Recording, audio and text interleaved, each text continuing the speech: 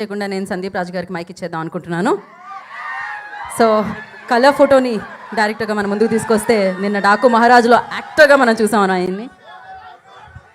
Loves you bro అంటున్నారు. Loves you so much అండి. అందరికీ నమస్కారం. సో ఇప్పుడు కొత్తగా ఉంది, యాక్టర్గా మాట్లాడటం చాలా చాలా కొత్తగా ఉంది. ఫస్ట్ ఆఫ్ ఆల్ ఇంత పెద్ద కాస్టింగ్, ఇంత పెద్ద సినిమాలో అంత పెద్ద రోల్ ఇచ్చిన, అంటే టీజర్లో ఒక షాట్లో ఉన్నా కానీ యాక్చువల్ చాలా పెద్ద role. And thank you so much bro, thank you so much. అంటే బేసిక్ ఇంత స్టార్టింగ్ స్టేజ్లో ఇంత పెద్ద రోల్స్ రావడం అంత ఈజీ కాదు. So I'm very thankful to Vijay.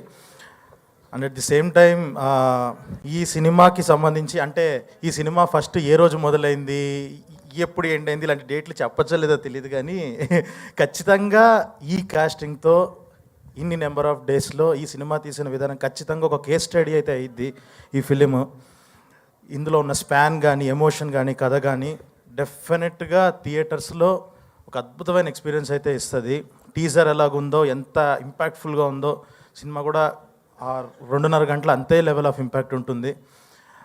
ఒక దగ్గరుండి చూసిన వాడిగా చాలా కాన్ఫిడెంట్గా చెప్తున్నా. అందరికీ ఆల్ ద బెస్ట్. 100% అందరికీ కాదు, మనందరికీ ఆల్ ది బెస్ట్. వెయిటింగ్, నేను కూడా రిలీజ్ కోసం అనేది. అండ్ మనోజ్ అన్న, రోహిత్ అన్న, and the same time Srinu bro, ముగ్గురు బ్రోస్ దొరికారనమాట. 2 అన్నలు, ఒక బ్రో దొరికారు నాకు ఈ సినిమాతో. చాలా బాగుంది ముగ్గురితో స్క్రీన్ షేర్ చేసుకుంటుంటే. ఇటువైపు కెమెరాకి ఇటువైపు పక్కన ఉంటుంటే ఎంత బాగుంటుందో అర్థమైంది. డెఫినెట్గా ఇంకా అందరూ పిలిచి ఛాన్సులు ఇస్తారని అనుకుంటున్నాను. ఖచ్చితంగా చేస్తాను.